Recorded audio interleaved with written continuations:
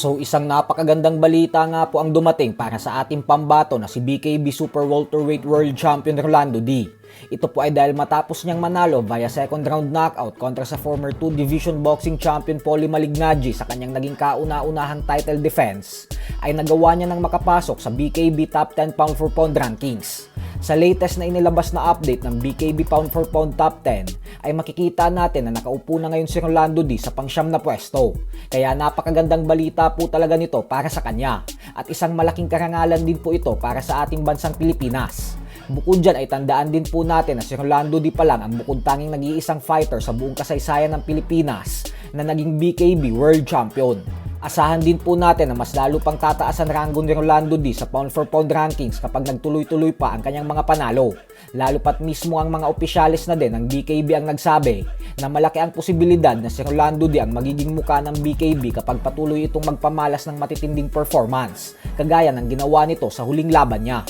Samantala, palapit na nga po ng palapit ang bigating laban sa pagitan ng dalawang undefeated superstars na sila Unified Junior Middleweight Champion Sander Sayas at former Unified Welterweight Champion Jeron Boots Ennis.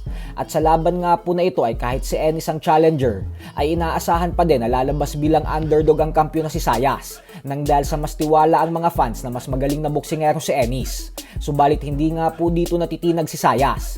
Ayon sa kanya ay tao lang din naman umano si Ennis at wala itong pinagkaiba sa kanya. Kaya wala daw siyang nararamdaman na kahit konting takot dito. Giit ni Sayas na sa araw umano ng kanilang sagupaan sa June 27 ay papatahimikin niya ang lahat ng hindi naniniwala sa kanya sa pamamagitan ng pagtalo kay Ennis. At dito umano ay ipapaalala niya sa lahat ng tao kung bakit siya ang kasalukuyang Unified WBO and WBA Junior Middleweight Champion. Sa kabilang banda naman mga idol ay dahil nga po mainit na pinag-uusapan ngayon ang tinaguriang GOAT ng women's boxing na si Claressa Shields nang dahil sa paghamon nito sa mga bigating boksingero na sila Keith Thurman, Ryan Garcia at Rolando Romero. Kaya naman muling nag-viral ang naging laban niya noong 2021 matapos niyang pasukin ang mundo ng MMA. Dito ay hinarap niya si Abigail Montes. At sa kasamaang palad nga po ay hindi maganda ang sinapit ni Shields dahil bugbog ang inabot niya kay Montes matapos siya nitong dalhin sa sahig at pinagsusuntok na. Sa bandang huli ay nakuha ni Montes ang panalo via decision, kaya natalo si Shields. Samantala, ibinunyag naman nga po ng ating pambansang kamao Manny Pacquiao ang kanyang top 5 greatest fighters of all time. Ang listahan ni Pacquiao ay ang kanyang opinion lamang at hindi niya sinama ang kanyang sarili. Ayon sa kanya ay ang top 5 niya umano ay sina Sugar Ray Leonard, Julio Cesar Chavez, Roy Jones Jr. at Oscar De La Hoya tapos si Ricardo Lopez.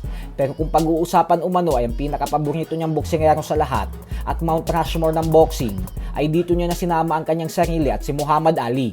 At syempre umano ay si Sugar Ray Leonard at Julio Cesar Chavez. So hanggang dito na lang po muna tayo mga idol.